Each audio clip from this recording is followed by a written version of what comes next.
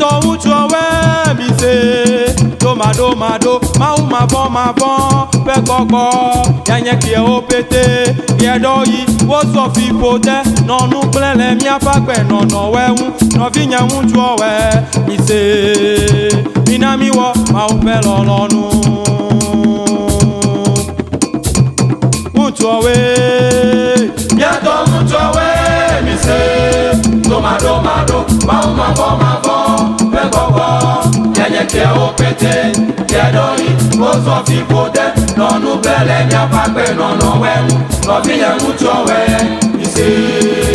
Minamiwo Maupelo lonu Muchowe Nyato muchowe mise Domado Mavon Pekoko Yanye kie opete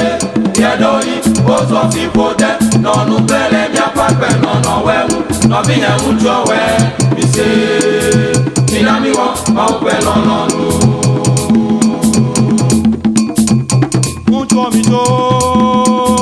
Micho kaba Zagodo do benya kande miwo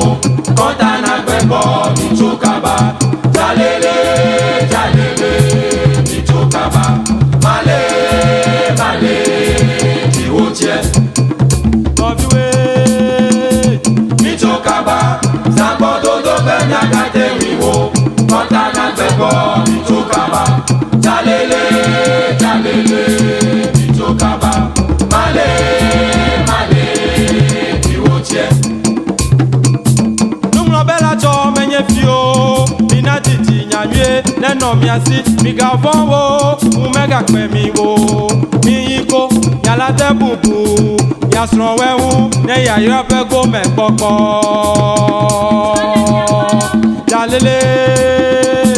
Numlo bela cho menye fio Mina titi nyanywe Neno miasi Migavon wo Umega kwe mi wo Miyiko Yala te bubu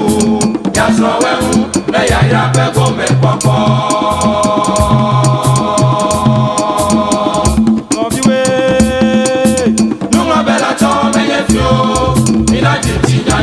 Neno miasi, migavo, umega kwemi wo Niko, yala te bubu Yasro wewu, eya ya pego me koko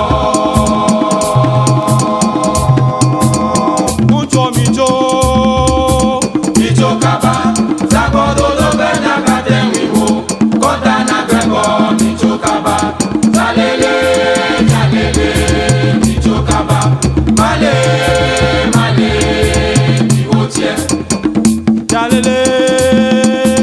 Micho kaba Zagodo do benya kate miwo Konta na grego, micho kaba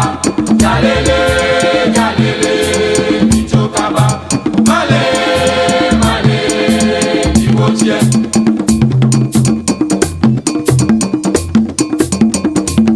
Ameke to se nule na nese